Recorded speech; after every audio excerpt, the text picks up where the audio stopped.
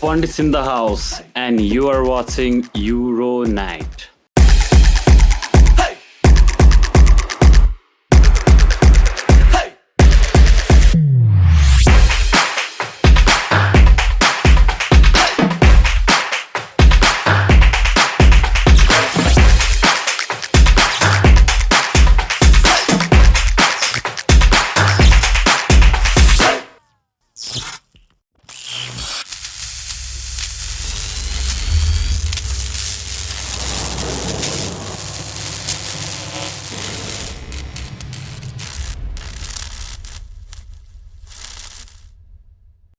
Hello. So we are back again with another episode of Euro Night र हाम्रो 12th एपिसोडसम्म हामी आइसकेका छौँ र हिजोको हाम्रो गेस्ट रोशनजीले जुन प्रेडिक्सन्सहरू गर्नुभएको थियो काइन्ड अफ अलिकति टर्न अबाउट भयो जस्तो लाग्यो किनभने इटलीको प्रेडिक्सन 1-2 बेल्जियम विन गर्नुभएको थियो तर रिभर्स भयो र अर्को स्कोर लाइन भनेको त अब बाई फार मार्जिन एकदमै मिसै भयो 3-0 भन्नुभएको थियो 1-0 भएर 3-1 पेनाल्टीको मार्जिनले स्पेनले जितेको छ so talking about new fixtures and review on those games आज हामीसँग अन गेस्ट हुनुहुन्छ मिस्टर प्रभात कार्कीजी हेलो दाई दाई ओके दाई इन्ट्रोड्युस गराइदिनु न त अब पहिलो एपिसोडमा आउनु भएको छ हेलो एभ्रिवान सबै हेरिरहनु भएका सुनिरहनु भएका सबै महानुभावलाई गुड इभिनिङ म कार्की म पेसेन्ट र म फुटबल फुटबल वाच गर्न चाहिँ म इन्ट्रेस्ट राख्छु so that's my short introduction okay दाइ सो युरो त हेरिराख्नु भइरह होला होइन सपोर्ट त कुनै टिमलाई छ कि लाइक एज अ न्युट्रलै रमाइराख्नु भएको छ मैले अब त्यस्तो हार्डकोर सपोर्ट गरेर यही टिमलाई सपोर्ट गरिरहेको छु भन्ने छैन मेरो अलिकति जर्मनीलाई थियो सपोर्ट चाहिँ अब जर्मनी आउट भइहाल्यो तर त्यो एकदम हार्ड हिसाबले अब जर्मनी आउट भयो अब म हेर्दिनँ भन्ने हिसाबले होइन अब म एज अ फुटबल फ्यानै हेरिरहेको छु फुटबललाई इन्जोय गर्छु अब जुन टिमले चाहिँ फुटबलको राम्रो गेम पस्किन सक्छ त्यो टिमको फुटबल हेर्न चाहिँ म इन्जोय गर्छु मेरो त्यही नै हो अनि दाइ यसपालिको चाहिँ कुन टिम चाहिँ एकदम स्ट्रङ देखिरहेछ दाइ फ्रम स्टार्ट टु अहिलेसम्मको भनौँ नट अ फिनिस बट अहिलेको राउन्डसम्म चाहिँ अहिलेको राउन्डसम्म हेर्दाखेरि त अभियसली हामीले इटाली नै भन्नुपर्छ किनकि अब इटालीले चाहिँ they are presenting brand of football even अब इटाली भन्न साथ हामीले एउटा अब चाहिँ मोस्ट अफ द पिपुलले चाहिँ इटाली भन्न साथ एउटा डिफेन्सिभ इटाली भनेको चाहिँ एउटा डिफेन्स खेल्ने टिमको रूपमा चाहिँ चिन्दछौँ हामीले इटाली भन्न साथ हाम्रो मन मस्तिष्कमा त्यो आउँछ तर यसपालि चाहिँ इटालीले सुरुदेखि नै अब डिफेन्स त उनीहरूको छ नै अब सेन्टर ब्याकको पार्टनरसिप उनीहरूको बोनुची र चेलेनीको पार्टनरसिप त अब हिजो गेम चल्दा चल्दै जर्मन खेलाडी बास्टियन सोन्स्टेगर हो कि बास्टियनले नै हो कि बास्टियनले हो कि टोनी क्रुसले हो जस ट्विट गरेर बेस्ट सिबी पार्टनरसिप भनेर भनेका थिए अब उनीहरूको डिफेन्स त छ नै प्लस उनीहरूको मिडफिल्ड र एट्याकमा पनि यसपालि चाहिँ एउटा नयाँ किसिमको इटालियन फुटबलले चाहिँ आफ्नो एउटा नयाँ किसिमको फ्लेभर चाहिँ प्रस्तुत गरिरहेछ क्या टुर्नामेन्टको सुरुवातदेखि नै एउटा एट्याक छ पेस छ गेममा होइन अब सायद उनीहरूको म्यानेजर अब रोबर्टो मान्चिनी चाहिँ अब म्यान्चेस्टर सिटीको भूतपूर्व प्रशिक्षक हुनुहुने चाहिँ अब उनले इपिएलमा प्रशिक्षण दिँदाखेरि अब इपिएलको गेमको नेचर अलिकति फास्ट किसिमको अलिक एट्याकिङ किसिमको हुन्छ त्यो उनको त्यो ट्याक्टिक्स पनि त्यही किसिमले आयो होला होइन मलाई त्यस्तो पनि लाग्यो क्या किनकि अब सिटीमा चाहिँ सिटीलाई सायद उनले 2टा इपिएल टाइटल दिलाएर फर्केका हुन् अब सफल म्यानेजरै मानिन्छन् इपिएलमा पनि त्यही भएर जस इटालीले चाहिँ यसपालिको जुन एउटा फुटबलको ब्रान्ड प्रस्तुत गरिरहेको छ अब इटाली नै भन्छु म अनि अर्को चाहिँ अब डेनमार्कको चाहिँ अब डिफ्रेन्ट स्टोरी छ उनीहरूको चाहिँ अब डेनमार्क चाहिँ अब उनीहरूको त्यो फर्स्ट गेममा त्यो इन्सिडेन्ट भइसकेपछि चाहिँ उनीहरूलाई त्यो एउटा सोर्स अफ एउटा चाहिँ केही गरौँ भन्ने भयो क्या भयो अब अनि इटालीको केसमा अर्को भन्नु पर्दाखेरि चाहिँ इटालीलाई यो टुर्नामेन्टमा आउँदाखेरि Italy is always a big name in a football होइन, त्यो नो डाउट, किनकि they are 4 times world cup champions होइन। तर यो टुर्नामेन्टमा आउँदाखेरि चाहिँ इटालीलाई कुनै प्रेसर थिएन क्या। किन थिएन भन्दाखेरि इटाली अघिल्लो वर्ल्ड कपमा क्वालिफाई नै भएको थिएन, त्योभन्दा अघिल्लो टुर्नामेन्ट्सहरूमा पनि राम्रो गर्न सकेको थिएन। त्यही भएर इटालीलाई चाहिँ प्रेसर इन द सेन्स अब राम्रो खेल्ने टिमलाई त ल यसले जित्छ भन्ने किसिमको प्रेसर हुन्छ नि त। जस्तो बेल्जियममाथि थियो त्यो प्रेसर, बेल्जियममाथि थियो, इङ्ल्यान्डमाथि छ, जर्मनीमाथि छ, फ्रान्समाथि छ। इटाली चाहिँ बिग नेम हो, तर यो टुर्नामेन्टमा आउँदाखेरि चाहिँ इटालीलाई त्यस्तो प्रेसर थिएन।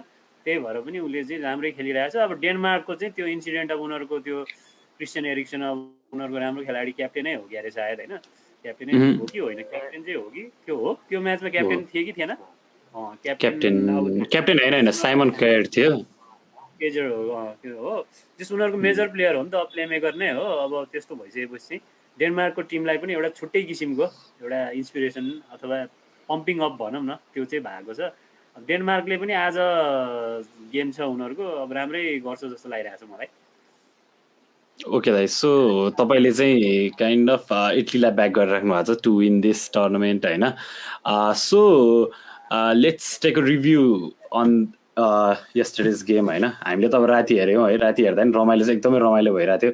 सो फर्स्ट गेम र सेकेन्ड गेममा चाहिँ दाइ कुन चाहिँ एकदमै इन्टरटेनिङ लागिरहेको थियो तपाईँलाई? मलाई त सेकेन्ड गेमै इन्टरटेनिङ लाग्यो। अब दुइटै गेम कम इन्टरटेनिङ नै हो। दुइटै गेम चाहिँ मैले लगातार नै हेरेँ, विदाउट भनौँ न त्यस्तो कुनै पनि डल मोमेन्ट चाहिँ थिएन। दुइटै गेम चाहिँ एकदम इन्टरटेनिङ कम्पिटेटिभ गेम थियो, फास्ट गेम थियो। तर दुईवटा गेमको तुलनामा हेर्ने हो भने चाहिँ सेकेन्ड गेम नै मलाई चाहिँ इन्टरटेनिङ लागेको हो। यो अब स्पेनको चाहिँ काइन्ड अफ लक भनौँ कि अब के भनौँ होइन। अब ग्रानिट जाका जो चाहिँ क्याप्टेन खेल्न पाएन, त्यसपछि पनि स्विजरल्यान्डले त्यस्तो प्रेस गरिरहेको बेलामा फेरि रेड कार्ड होइन, अगेन अर्को सेकेन्ड चान्स दिए जस्तो लाग्थ्यो स्पेनलाई टु विन दिस गेम होइन। तर त्यही पनि उनीहरूको अब भनौँ न बाटोमा आएर रोके जस्तो क्या। अब भनेको चाहिँ किपर के यान सोमरको पर्फर्मेन्स भनौँ न, एकदम प्रोलिफिक पर्फर्मेन्स थियो होइन। इभन आफ्टर द गेम अब म्यान अफ द म्याच उनाइ सिमोनले पाइसकेपछि पनि मैले कसैलाई दिन पाएको भए चाहिँ यान समरलाई दिन्छु भनेर भनेको थियो होइन त्यो प्रेस कन्फरेन्समा। सो स्विजरल्यान्डको पर्फर्मेन्स चाहिँ कस्तो लाग्यो दाइलाई ओभरअलमा? स्विजरल्यान्डले अब डिफेन्सिभली एकदम रिसोल्युट गेम खेले हो। अब एट्याक चाहिँ उनीहरूको अलिकति अब जाका उनीहरूको क्याप्टेन प्लस अब एट्याकमै कन्ट्रिब्युट गर्ने खेलाडी हो, एउटा इन्फ्लुएन्सियल प्लेयर उनीहरूको टिमको। अब उसको एब्सेन्स थियो, सायद उसको एब्सेन्स पनि खड्किएको होला। अब स्पेनको तुलनामा अब गेम भएको स्पेन भर्सेस स्विजरल्यान्ड, स्पेनको तुलनामा एट्याक चाहिँ स्पेनको जतिको चाहिँ होइन। तर पनि अब डिफेन्सिभली त एकदमै राम्रो खेले हो नि, किनकि अब उनीहरूको 77 मिनटमा रेड कार्ड भएर 10 म्यानमा झरिसकेका छन् उनीहरू। अब बाँकी रेगुलर टाइमको 13 मिनट्स उनीहरूले 10 म्यानमा खेल्नु पऱ्यो, प्लस त्यो 30 मिनट्स पनि 10 म्यानमा खेल्दाखेरि उनीहरूको गोलकिपरले त उत्कृष्ट प्रदर्शन गर्यो, धेरै सर्ट्सहरू बचाए, sure and shot goal bound सर्ट्सहरू धेरै बचाए, प्लस उनीहरूको डिफेन्स पनि एकदम अर्गनाइज थियो। 10 म्यानमा खेल्नु पर्दा पनि उनीहरू चाहिँ त्यस्तो एकदमै त्यो स्लपी किसिमको देखिएको थिएन कि। डिफेन्स गर्ने कुरामा चाहिँ उनीहरूको टिमले चाहिँ एकदम अर्गनाइज्ड वेमा चाहिँ त्यो डिफेन्सिभ डिस्प्ले देखाएको थियो। अब बाँकी अब मेरो विचारमा चाहिँ अब 10 म्यानमा आइसकेपछि अब उनीहरूले फेरि एट्याकमा जाँदाखेरि पनि यता काउन्टरमा खान सक्छ नि त डिफेन्समा। त्यही भएर पनि उनीहरूले धेरै एट्याक नगरेको चाहिँ त्यो चाहिँ हुनसक्छ है, किनकि 10 म्यानमा भइसकेपछि त अब एउटा खेलाडी कम हुन्छ। त्यो पनि स्पेन जस्तो देशसँग खेलिरहेको छ जो फुटबलमा राम्रै छ। अब अहिले अब 2008, 2010 र 2012को जस्तो स्पेन त छैन अहिलेको। र पनि स्पेन भनेको अब एउटा बिग हेभी वेटै मानिन्छ फुटबलमा होइन। अब हेभी वेटसँग खेल्दाखेरि त अनि उनीहरूले त्यो एट्याकतिर त्यो भएर नगरे होला। त्यही पनि सकिरीले त आफूले पाएको चान्स त उसले वेस्ट त गरेन नि त, उसले त्यसलाई त क्यापिटलाइज गरिहाल्यो नि होइन। त्यही भएर स्विजरल्यान्डले जस राम्रो खेले हो, फाइट ब्याक दिएको हो। मैले त अब अन्डरडग हो स्विजरल्यान्ड, अब स्विजरल्यान्डले केही गर्छ कि भन्ने मलाई चाहिँ थियो कि। अब फुटबलमा पनि सधैँ हेभी वेटले मात्रै जित्नु भएन नि त, नयाँ टिमहरू पनि आउनु पर्यो नि त।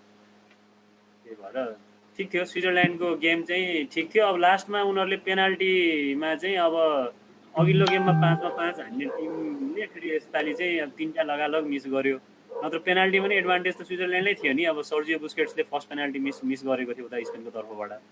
त्यो पेनाल्टी सुटआउटमा चाहिँ स्पेनको सर्ट कमिङ्सलाई चाहिँ यता स्विजरल्यान्ड टिमले चाहिँ क्यापिटलाइज गर्न सकेन कि भयो दाइ ओके सो दाइ म अर्को एउटा प्रश्न सोध्न चाहन्छु होइन यो स्विजरल्यान्ड भर्सेस स्पेनको गेममा जुन चाहिँ अब तपाईँले मेन्सन गर्नुभयो त्यो सर्जियो बुस्केट्सको पेनाल्टी मिस भएको त्यसपछि अब अनेक त्यसपछिको पनि पेनाल्टी एउटा मिस भएको थियो होइन आई डोन्ट रिमेम्बर को चाहिँ ठ्याक्कै चाहिँ को हो तर त्यसपछिको उनाइ सिमनको सेभ्सहरू भयो अनि अन्तिममा अब 3-1 जित्न पुग्यो अब जुन टिमले चाहिँ अगाडि फ्रान्सलाई पेनाल्टी सुटआउटमै 5-4 जितेको थियो फेरि होइन सो के भयो जस्तो लाग्छ दाइ तपाईँको हिसाबमा चाहिँ लाइक त्यो 5-on-5 हान्ने टिमले यहाँ आएर एउटा मात्र हान्दाखेरि क्या अब पेनाल्टीमा भने पेनाल्टी सुटआउटमै गेम पुगिसकेपछि चाहिँ अब एक त अलिकति फ्याटिक पनि भइसकेको हुन्छ प्लेयरहरूलाई पहिलो कुरो अनि फेरि स्विजरल्यान्डले त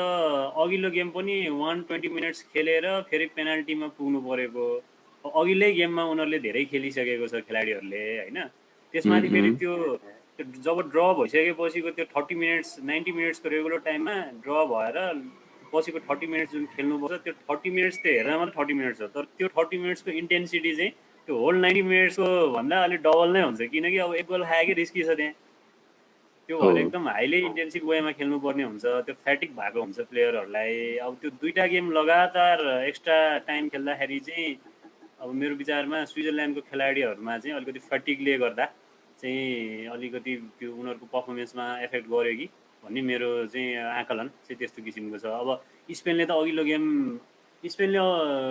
गेममा खेलेको थियो त थिएन नि स्पेनको कसमा थियो 120 मिनट्स थियो 120 मिनट्समा लाइक 3-all भएर पछि 5-3 जितेर दुवैले काइन्ड अफ 123 मिनटै खेले थियो 120 मिनटै खेले त्यसमा चाहिँ स्पेनको पनि पेनाल्टी सुटआउट भएको हो अघिल्लोचोटि होइन 5-3 जित्यो ए 5-3 हो 3-3 भएर 5-3 मा जितेको हो दुईटैले 120 मिनट्स नै खेले हो खेल्न त त्यही पनि खोइ अब स्पेन मेरो विचारमा स्पेनको स्क्वाड डेफ्थले चाहिँ अलिकति गरे कि अब स्क्वाडको जुन डेफ्थ पनि त फेरि स्विजरल्यान्डको भन्दा त स्पेनको बेटर छ नि त अब स्पेनमा त अब दुईवटा ठुल्ठुला क्लबहरू छन् बार्सिलोना र रियल म्याड्रिड हुन त अब यसपालि रियल म्याड्रिडको खेलाडीहरू त थिएनन् त्यही पनि स्पेनको जुन त्यो ट्यालेन्ट पुल हुन्छ नि ट्यालेन्ट पुल फुटबलको पुल चाहिँ स्विजरल्यान्डको भन्दा स्पेनको चाहिँ धेरै छ नि त चोइस अफ प्लेयर्सहरू स्क्वाड डेफ्थ चाहिँ स्पेनको धेरै छ सायद स्पेनलाई त्यहीँनिर फाइदा भयो होला हिजोको म्याचको पेनाल्टी सुटआउटमा पुग्दाखेरि चाहिँ ओके स्विजरल्यान्डलाई अलिकति डिसएडभान्टेज चाहिँ छ किनभने लङ्गेस्ट ट्राभलिङ टिम पनि हो त्यसपछि लङ्गेस्ट प्लेइङ टिम पनि भयो सो त्यसले पनि हुनसक्छ दाइको एउटा फ्याटिकको रिजनले सो सेकेन्ड गेमको कुरा गरौँ दाइ हामी होइन जुन चाहिँ बेल्जियम भर्सेस इटलीको थियो नि कस्तो भन्दाखेरि दुवैजना काइन्ड अफ कन्सिस्टेन्ट थियो तर बेल्जियमको पोर्चुगलसँग पर्फर्मेन्स हेरेपछि काइन्ड अफ होइन अलिकति बेल्जियम पनि चिप्लिन्छ कि तर इटलीको फेरि त्यसपछि इटलीको पनि पर्फर्मेन्स हेऱ्यो फेरि सेम त्यस्तै एक्स्ट्रा टाइममा गएर 2-1 जितेको हो त्यहाँ पनि होइन सो काइन्ड अफ अलिकति भनौँ न आइदर साइड जानेवाला थियो तर what went wrong for Belgium जस्तो लाग्छ तपाईँलाई चाहिँ अब यस्तो भयो अब केभिन डी ब्रुइनेले स्टार्ट गर्ने भनेपछि बेल्जियम टिमको लागि त्यो एउटा ह्युज बुस्ट हो त्यो अब केभिन डी ब्रुइने अहिलेको एक्जिस्टिङ फुटबलमा चाहिँ he is regarded as finest midfielders त्यो भन्दाखेरि अब अतियुक्ति नहोला होइन अब म्यान सिटीबाट खेल्दाखेरि डी ब्रुइनेको पर्फर्मेन्स अब उसको एसिस्टहरू उसको अब पिन पोइन्ट एसिस्टहरू पिन पोइन्ट उसको फुटबल सर्ट्सहरू होइन त्यो भएको कारणले अब डी ब्रुइने फुल्ली फिट त थिएन क्या अरे अब अलिकति इन्जुरी चाहिँ थियो उसको सबै 100% फिट नभए पनि अब कन्ट्रीको लागि भनेपछि ऊ खेल्न चाहिँ आयो अब एडेन हजार्ड चाहिँ एब्सेन्ट फ्रम द टिम अब त्यही पनि जस बेल्जियममा खेलाडीको कमी त होइन अब थोर्गन हजार्डहरू अब त्यसपछि लुकाकु नै छ अब डोकु उनीहरूको मेन अहिले एकदम पेस भएको खेलाडी डोकु नै छ होइन अब राम्रै थियो राम्रो चाहिँ राम्रै हो गोल्डन जेनेरेसन नै भन्छन् अब अहिलेको बेल्जियमको टोलीलाई अब बेल्जियमको चाहिँ जहाँसम्म मलाई लाग्छ बेल्जियमले जुन फाइनल थर्डमा जुन एउटा क्लिनिकालिटी आउनुपर्ने हो नि त्यो क्लिनिकालिटी चाहिँ बेल्जियमको चाहिँ अलिकति नभएको जस्तो लाग्यो मलाई हिजोको म्याचमा अब फाइनल थर्डमा चाहिँ अलिकति लिथल हुनुपर्छ कि अब यो एकदम टप टिमको म्याच हुँदाखेरि चाहिँ अब फाइनल थर्डमा जुन त्यही पेनाल्टी एरिया अथवा बक्स एरियामा चाहिँ त्यहाँ चाहिँ अलिकति प्ले गर्न जान्नुपर्छ कि अब त्यो प्ले गर्न चाहिँ इटालीले बेटर गर्यो क्या हिजो बेल्जियमभन्दा चाहिँ फाइनल थर्डमा। किनकि इटालीको हामी दुइटै गोल हेरौँ होइन। अब फर्स्ट गोल पनि त्यो फाइनल थर्ड अब बक्सभित्र बल कन्ट्रोल गरेर ट्याक्क कर्नरमा चाहिँ प्लेस गरेको छ बललाई। अब सेकेन्ड गोल त इन्सिग्नेको त्यो त अब वन्डर गोल नै छ। त्यो टक्क चाहिँ यता मिडफिल्डबाट लगेर टक्क कटिङ गरेर टक्क कर्भ हानेको छ। अब त्यो त झन् एकदम ब्युटिफुल गोल हो त्यस्तो किसिमको जुन त्यो फाइनल थर्डमा जुन एउटा लिथल मुभहरू अथवा लिथल एउटा सर्टहरू निकाल्नु पर्ने हो त्यो बेल्जियमले चाहिँ त्यो अलि इटालीको तुलनामा निकाल्न नसकेको जस्तो लाग्यो। अब एउटा चाहिँ केभिन डी ब्रुइनेको सर्ट चाहिँ थियो त्यो चाहिँ अब त्यो पनि एकदम ट्याक्क आफू ऊ एक्लैले लगेर हानेको थियो। त्यो चाहिँ अब त्यो यदि गोल भएको भए त्यो गोल अफ द टुर्नामेन्टको नोमिनेसनमा पर्न सक्ने खालको गोल हुन्थ्यो। तर त्यो इटालियन गोलकिपर डोनारुमाले चाहिँ डिनाइ गरिदियो। अब त्यही समग्रमा भन्नुपर्दा त्यो फाइनल थर्डमा जुन एउटा लिथल मुभमेन्ट गर्नुपर्ने हो त्यो गोल हुनको लागि त्यो चाहिँ बेल्जियमबाट इटालीले गरे जति हुन सकेन। त्यही कारणले चाहिँ बेल्जियम पछि पर्यो भनौँ। ओके त हामीले त यो इटलीको बारेमा त अब धेरै नै कुरा गऱ्यो जस्तो लाग्यो। किनभने इटली अब यसपालि चाहिँ काइन्ड अफ हामीले चाहिँ इटलीलाई त्यो श्रेय दिनुपर्छ जस्तो लाग्यो। किनभने चाहिँ इटली जो चाहिँ पहिला टुर्नामेन्टमा क्वालिफाई पनि हुन सकेको थिएन होइन। त्यो टिम पुरै जोस र जायर सहित यसपालि एकदम कन्सिस्टेन्ट पर्फर्मेन्स र भनौँ न यस्तो पर्फर्मेन्सहरू अब हामीले रेयरली हेर्न पाइन्छ क्या। डोनारुमा 5 वर्ष भइसक्यो होइन। मैले अहिले भर्खर पढिरहेको थिएँ 5 वर्ष भइसक्यो। 5 वर्षमा एक गोलभन्दा बढी खाएको छैन रहेछ क्या अब इटलीको लागि एउटा गेममा। अब त्यस्तो हजुर कुनै पनि म्याचमा बितेको 5 वर्षदेखि वान गोलभन्दा बढी कन्सिड गरेको छैन उसले। त्यही त अब दाइ अब त्यस्तो साइड होइन। अब सेमी फाइनलमा अब एकदमै टफ म्याच हुन्छ जस्तो लाग्छ स्पेन भर्सेस इटली होइन। किनभने अब स्पेनको मोर अफ पोजिटिभ गेम, इटलीको काइन्ड अफ अहिले चाहिँ ब्यालेन्स गेम भनौँ न। पहिला डिफेन्सिभ भनिन्थ्यो होला तर अहिले चाहिँ एकदमै kind of defensive with better counter attack जस्तो लाग्छ क्या। तर स्पिनाजोलाको अब इन्जुरीले गर्दा अलिकति इफेक्ट पर्ला। स्पिनाजोलाको इन्जुरीले इफेक्ट पर्छ किनकि इटालियन टिमको जुन एउटा पेसी पर्फर्मेन्स थियो अब त्यसमा स्पिनाजोलाको राम्रै रोल थियो नि त। स्पिनाजोलाले चाहिँ यता राइट साइडबाट खेल्छन् ग्यारी स्पिनाजोला लेफ्टबाट हो। त्यस विङ ब्याक हो उसको चाहिँ विङ ब्याक टाइपको पोजिसनमा खेल्छन्। त्यो विङ ब्याकबाट लगेर ठ्याक्क बलहरू चाहिँ फाइनल थर्डमा पुर्याएर अलिकति एट्याकिङ मुभ निकाल्नमा चाहिँ उसको राम्रै कन्ट्रिब्युसन हुने गरेको थियो क्या।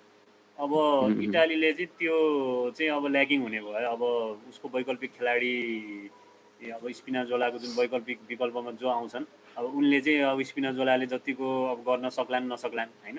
तर स्पिनाजोलाको त्यो चाहिँ त्यो थियो। अब उनीहरूको त अरूहरू पनि अब इन्सिग्नेहरू बर्दादी अनि किसा भन्ने खेलाडी छ। उनीहरू सबै अब यसपालि चाहिँ जुन एट्याकिङ मुभ गर्न सक्ने खेलाडीहरू चाहिँ राम्रै पोटेन्सियलको खेलाडीहरू छ कि। अब जस इटालीको एउटा रिबिल्डिङ फेज जस्तो भयो यो इटालियन टिमको जुन यो रिबिल्डिङ चाहिँ जस एकदम राम्रो खेलाडी ल्याएर टक्क अब उनीहरूको जुन त्यो पोटेन्सियलको चाहिँ राम्रो त्यो युटिलाइजेसन अब म्यानेजरले निकाल्न सकेको छ भनौँ न टिममा। त्यही भएर अब इटालीको राम्रै छ। अब डिफेन्स त छँदैछ उनीहरूको अब प्लस मिडफिल्ड र एट्याकमा पनि राम्रै देखिरहेको छ इटाली अहिलेसम्म चाहिँ। अब म त्यसमा त अब डिसएग्री गर्नै मिल्दैन त। अब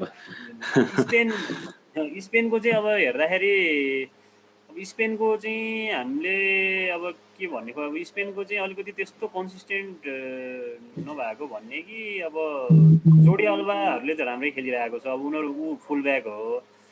अब एट्याकिङमा पनि अब मोराटा ग्रुप स्टेजमा त मोराटाले धेरै मिसहरू पनि गर्यो। मोराटाले मिस गरेको कारणले अलिकति मोराटाको क्रिटिसिजम पनि भयो। अब पछि राउन्ड अफ 16मा त उसले गोल त हान्यो। अब स्पेनको अलिकति पहिला जस्तो चाहिँ छैन। तैपनि अब सेमी फाइनलमा पुगिसकेको टिम हो। अब सेमी फाइनलमा पर्फर्मेन्स दिँदाखेरि त अब उनीहरूले पनि राम्रैसँग एकदम आफ्नो बेस्ट नै दिएलान्। अब Luis Enrique is very experienced coach होइन। त्यो कारणले गर्दा अब स्पेनले पनि राम्रै खेल्छ होला खेल्न चाहिँ। तर अब obviously Italy will be the favourites against Spain in semi final. त्यसमा त नो डाउट। ओके दाइ, त्यसमा डिसअग्री गर्न मिल्दैन, किनभने अब पर्फर्मेन्स वाइज त हामीले हेरि नै रहेछौँ होइन। So quickly jumping into our previous session होइन, आजको अब हाम्रो म्याचेसहरू युक्रेन भर्सेस इङ्ल्यान्ड अनि चेक रिपब्लिक भर्सेस डेनमार्क। सो यो दुइटामा चाहिँ एकदमै टफ म्याच चाहिँ कुन हुन्छ जस्तो लाग्यो तपाईँको विचारमा? अब यो दुइटामा अब दुइटै म्याच कम्पिटेटिभ हुन्छ अब इन देयर ओन वेज होइन। अब डेनमार्क भनेको मैले अघि पनि भनिहालेँ, अब डेनमार्कको एउटा डिफ्रेन्ट स्टोरी छ उनीहरूको। अब फर्स्ट म्याचमा त्यस्तो भयो, फर्स्ट दुईवटा म्याच हार्यो, फेरि थर्ड म्याचमा उनीहरूले थ्रासिङ गरे अनि क्वालिफाई भए। अब त्यसपछि राउन्ड अफ 16मा उनीहरूले एकदम राम्रो पर्फर्मेन्स दिएर अब वेल्स पनि राम्रै टोली हो। अब अघिल्लो युरोमा चाहिँ सेमिफाइनलमा पुगेको टिम हो। अब ग्यारेथ बेलहरू त्यसपछि राम्सेहरू भएको टिमलाई चाहिँ अब उनीहरूले कम्प्रिहेन्सिभ विन गरेर देखाएको हो। उनीहरूको त्यो राउन्ड अफ 16को गेम पनि एकदम राम्रो पेस थियो, एट्याकिङको पेस पनि राम्रो थियो अनि कोअर्डिनेटेड गेम थियो। अब त्यो हिसाबले हेर्दाखेरि डेनमार्कले चाहिँ चेक रिपब्लिकलाई राम्रो च्यालेन्ज दिन्छ भन्ने चाहिँ मलाई लागिरहेछ। डेनमार्कको त्यो पुरानो राउन्ड अफ 16को गेमलाई चाहिँ उनीहरूले निरन्तरता दिन सक्यो नि। यो म्याचमा चाहिँ यो चेक रिपब्लिक भर्सेस डेनमार्कको म्याचमा चाहिँ मैले स्लाइटली डेनमार्कलाई नै फेभरेट्स देख्छु। तर चेक रिपब्लिक पनि ननदिलेस दे आर अल्सो चाहिँ अब उनीहरूको पनि खेल त राम्रै छ। तर मैले चेक रिपब्लिकको गेमहरू चाहिँ ग्रुप स्टेजमा त्यति धेरै हेरिनँ, त्यति अब्जर्भ गरिनँ। तर डेनमार्कको गेम चाहिँ राउन्ड अफ 16को म्याच चाहिँ एकदम उनीहरूको एकदम पेस पनि राम्रो थियो अनि एकदम वेल कोअर्डिनेटेड अनि डिफेन्समा पनि अर्गनाइज नै थियो उनीहरू।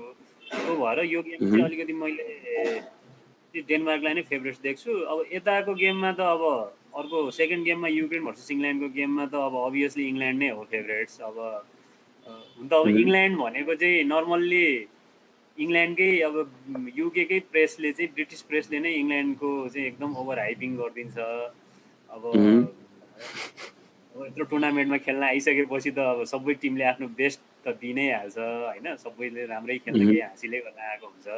अब युक्रेनको पनि दुईवटा खेलाडी, 2 नोटेबल प्लेयर्स भनौँ न, यारेमचुक र थ्री नोटेबल प्लेयर्स भनौँ। अब फरवार्डमा उनीहरूको यारेमचुक भन्ने खेलाडी छ, अब मिडफिल्डरमा यार्मोलेन्को भन्ने छ, त्यसपछि उनीहरूको डिफेन्समा झिन्चेन्को छ। अब उनीहरूको मेन 3 नोटेबल प्लेयर्स यही 3जना हो। अब युक्रेनले पनि अब फेरि उनीहरूको manager he is a legend है, Andriy Shevchenko is current manager of Ukraine football team. अब ऊ भनेको एकदम इन्फ्लुएन्सियल फिगर हो। पहिला एसी मिलानबाट खेल्दाखेरि एकदमै प्रोलिफिक हो चाहिँ। अब हाउ टु स्कोर गोल्स, कसरी गोल हान्नुपर्छ, कस्तो ट्याक्टिक्स लाउनुपर्छ भन्ने कुरा चाहिँ उसलाई राम्रैसँग थाहा होला। त्यही भएर सेकेन्ड म्याच पनि जे होस् मेरो हिसाबले चाहिँ कम्पिटेटिभ नै हुन्छ। अब क्वार्टर फाइनल म्याच हो युरोको।